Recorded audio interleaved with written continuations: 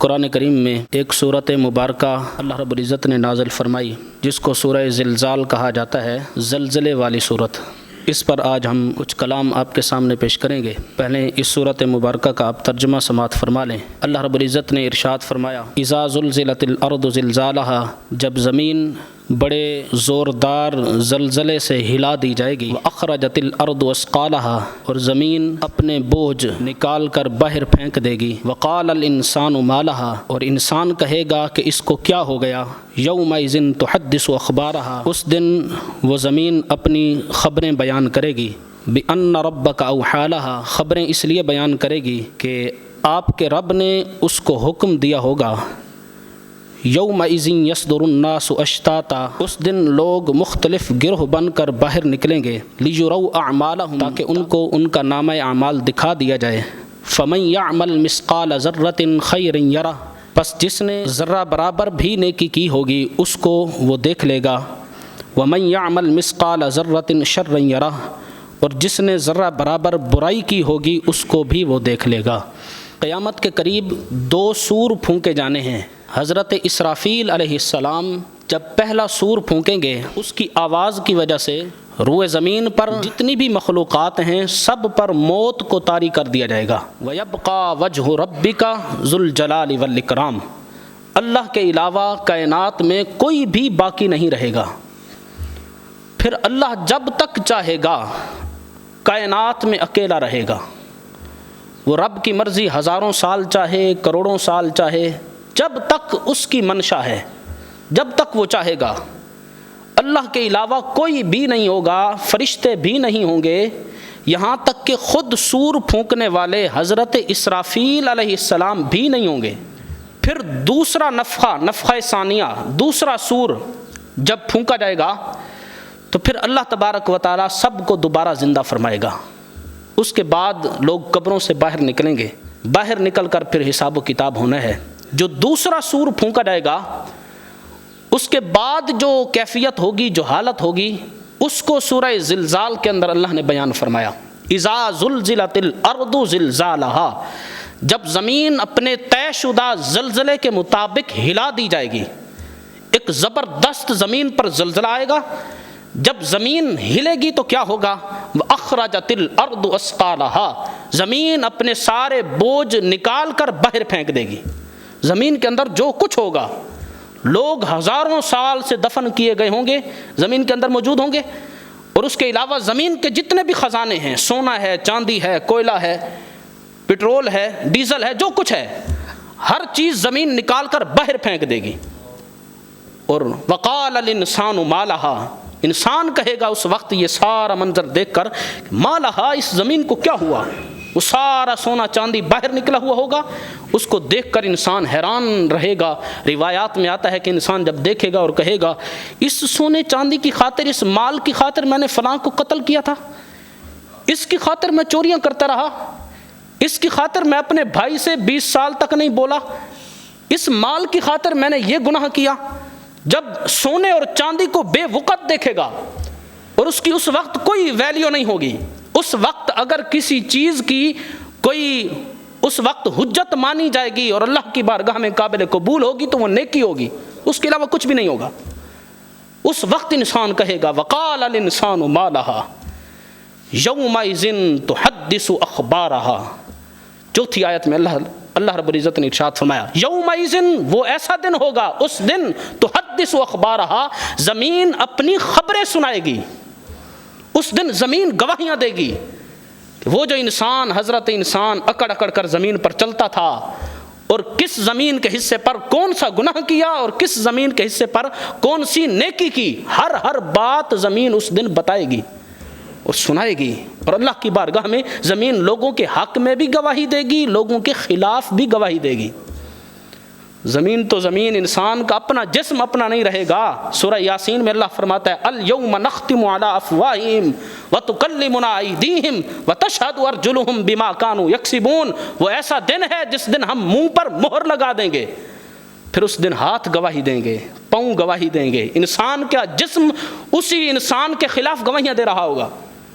بلکہ قرآن کریم کے ایک اور آیت میں اللہ رب العزت نے ارشاد فرمایا کہ جب قیامت کا دن ہوگا، انسان کے جسم کی جلد، کھال انسان کے خلاف جب بولے گی، وقالوا لجلودہم لما شہدتم علینا، اس دن انسان اپنی جلد کو کہے گا، اپنے جسم کی کھال کو کہے گا، لما شہدتم علینا، تو میرے خلاف گواہیاں کیوں دیتی ہے؟ تو تو میری کھال ہے، تو تو میرا جسم ہے، تو آج میرے خلاف بول پڑی۔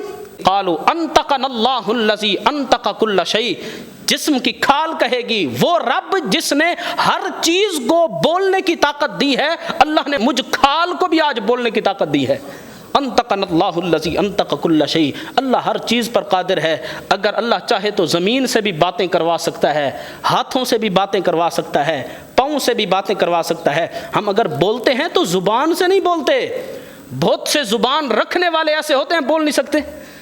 اگر ہم سنتے ہیں تو کان سے نہیں سنتے، بہت سارے ایسے لوگ ہوتے ہیں جن کے کان ہوتے ہیں لیکن سن نہیں سکتے۔ تو اصل میں حقیقت کیا ہے؟ حقیقت یہ ہے کہ سننے کی طاقت، دیکھنے کی طاقت، بولنے کی طاقت دینے والی پیچھے کوئی ذات موجود ہے، زبان نہیں ہے۔ زبان کو نکال کر باہر رکھ دو، بولے گی؟ نہیں بولے گی۔ تو یہی کچھ انسان کے جسم کے اپنے اعضاء کہیں گے، انطقنا اللہ الذی انطق کل شیء، وہ رب جو ہر کسی سے کلام کروانے کی طاقت رکھتا ہے، ہر کسی کو قوت گویائی عطا فرماتا ہے، اس رب نے مجھے بھی آج طاقت عطا فرمائی ہے۔ انسان کے جسم کی اپنی کھال انسان کے خلاف گواہی دے گی۔ یومئذ تحدث اخبارہا، جامع ترمذی کے اندر حدیث ہے، حضرت سیدنا ابو ہریرہ فرماتے ہیں نبی پاک علیہ السلام نے قرأ رسول اللہ صلی اللہ علیہ وسلم هذه الآیۃ یومئذ تحدث اخبارها، نبی پاک علیہ السلام نے اس آیت مبارکہ کی تلاوت کی اور پھر فرمایا، اے صحابہ بتاؤ، اتدرون ما اخبارها، تم جانتے ہو زمین جو خبریں دے گی وہ کیا ہوگا؟ صحابہ نے عرض کی اللہ اور اس کا رسول بہتر جانتے ہیں۔ تو نبی پاک علیہ السلام نے فرمایا زمین کی خبریں یہ ہوں گی کہ ہر مرد اور عورت کے بارے میں بما عمل علی ظہرہا، زمین کی پشت پر جو کچھ مرد اور عورت کرتے رہے ہیں، ہر بات زمین قیامت کے دن اللہ کی بارگاہ میں بتائے گی۔ عملت علی کذا و کذا یوم کذا و کذا، فلاں فلاں مقام پر میرے اوپر رہ کر فلاں فلاں دن، فلاں تاریخ کو، فلاں دن تھا، فلاں سن تھا، فلاں تاریخ تھی، تو نے میرے اوپر رہ کر یہ گناہ کیا تھا۔ جگہ بھی بتائے گی، عملت علی کذا و کذا یوم کذا و کذا، فلاں دن فلاں جگہ پر تو نے یہ گناہ کیا تھا، زمین گواہیاں دے گی۔ اور نبی پاک علیہ السلام نے پھر فرمایا فہو اخبارھا، فرمایا قرآن کریم میں یہ جو آیا یومئذ تحدث اخبارھا، تو زمین کی خبریں یہ ہوں گی کہ زمین سب کچھ کھول کر انسان کے حق میں بھی اور انسان کے خلاف بھی باہر رکھ دے گی۔ اسی طرح اسی زلزلہ کے بارے میں سورہ حج کی جو شروع والی 2 آیات ہیں وہاں پر بھی اس کا ذکر آیا، یا ایھا الناس اتقوا ربکم ان زلزلۃ الساعۃ شیء عظیم، اللہ تعالیٰ نے ارشاد فرمایا اے لوگو اللہ سے ڈرو، بے شک قیامت کا جو زلزلہ ہے وہ بہت بڑا ہوگا۔ یوم ترونہا تذہل کل مرضعۃ عما ارضعت، یعنی ماں بیٹے کی نہیں ہوگی وہ جب قیامت قائم ہوگی۔ وتضع کل ذات حمل حملها، ہر حمل والی قیامت کے خوف سے اپنا حمل گرا دے گی۔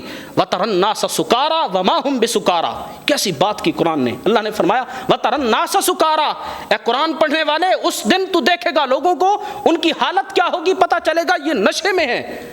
وَمَا هُمْ بِسُكَارَىٰ، لیکن حقیقت یہ ہوگی وہ کسی نشے میں نہیں ہوں گے۔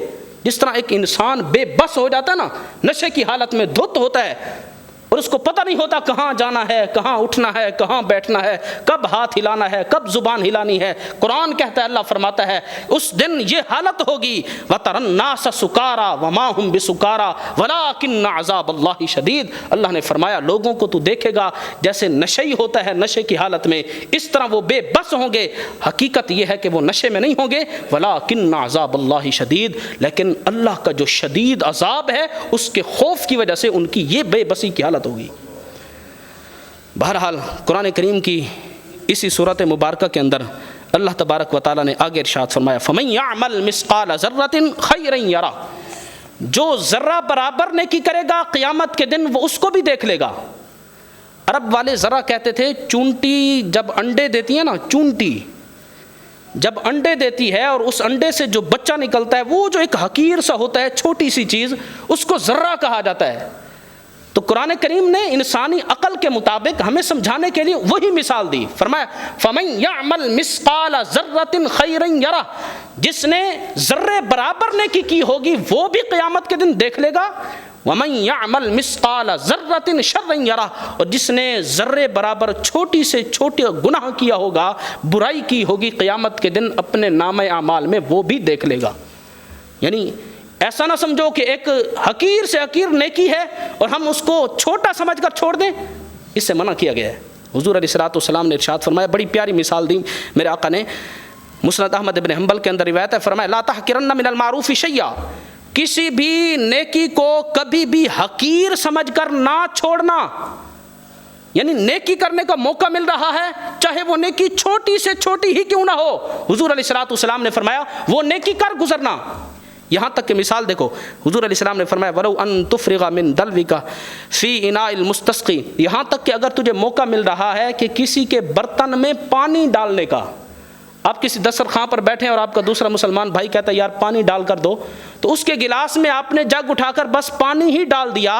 حضور نے یہ مثال دی، نبی پاک علیہ السلام نے فرمایا اگر تجھے یہ چھوٹی سی نیکی کرنے کا موقع مل رہا ہو تو یہ بھی کرنا، کیونکہ قرآن کہتا ہے فَمَن يَعْمَلْ مِثْقَالَ ذَرَّةٍ خَيْرًا يَرَهُ، جس نے دنیا کے اندر ذرہ برابر چھوٹی سی نیکی کی ہوگی قیامت کے دن اس کو بھی دیکھے گا.